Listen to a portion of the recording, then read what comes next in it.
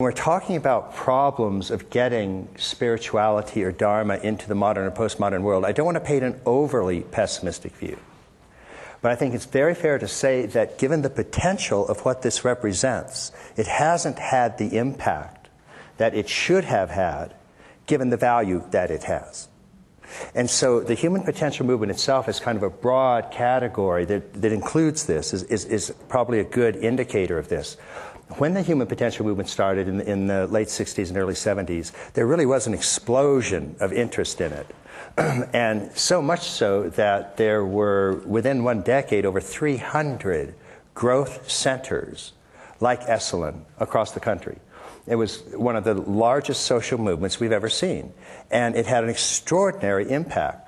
Now, at that beginning time, it was largely on what we would call states of consciousness or peak experiences, or you go for the encounter group, that fast, explosive kind of experiential understanding. That was very powerful for what it did. But there was also sort of the implication, it was sort of like, complete, total self-transformation in a weekend. No shit.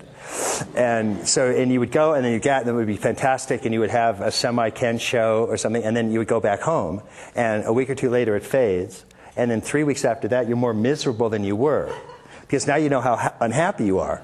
Usually you were doing fine. You didn't know there was anything better. Then you saw the better, and then you jump back in. That's the real meaning of the dark night of the soul. Isn't the period before you find God. It's the period you have a taste of God, and then the little sucker runs off on you. And then you are really in a variety of hell that's very, very special and exquisite sensation.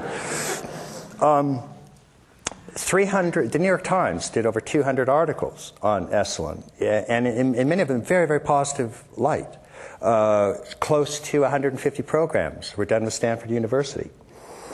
Journal of Humanistic Psychology started, Journal of Transpersonal Psychology started, and were very, very powerful. At one point it was even said that there were 4 main forces of psychology in this country. The first was behaviorism, the second was psychoanalysis, the third was humanistic, and the fourth was transpersonal. Human potential movement had 2 out of 4, looking very promising. Today, there are 2 major, instead of 300 growth centers, there are 2 left. The circulation of Journal of Transpersonal Psychology is 900 people.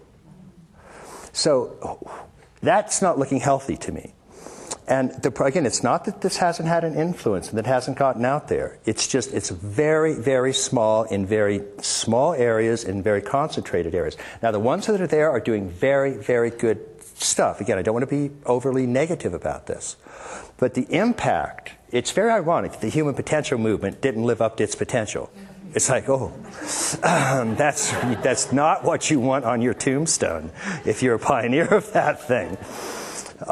It's like Achilles having an Achilles heel. How embarrassing could that be?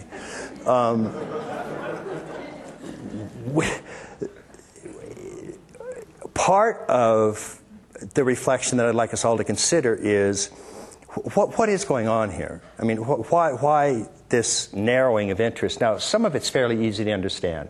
And the simple fact is, it's one thing to have a peak experience over the weekend, but practice is practice. It takes years, and it's not as fun as the quick experiential thrill at the beginning.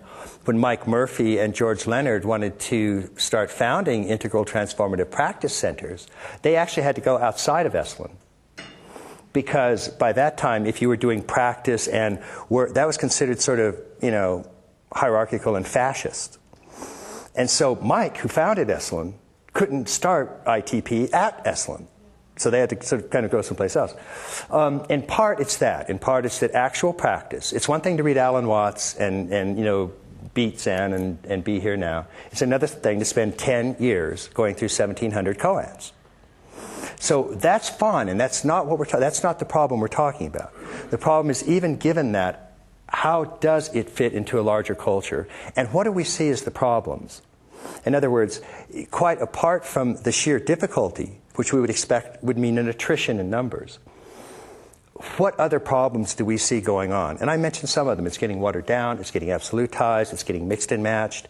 And everybody here I know has, particularly teachers, have something that they're concerned about how it's going. And so I thought maybe we could just get some reflections from the folks up here, and then really kind of start throwing it open. So why don't I just start this way and go down? And again, it's not the positive. We're deliberately kind of picking now.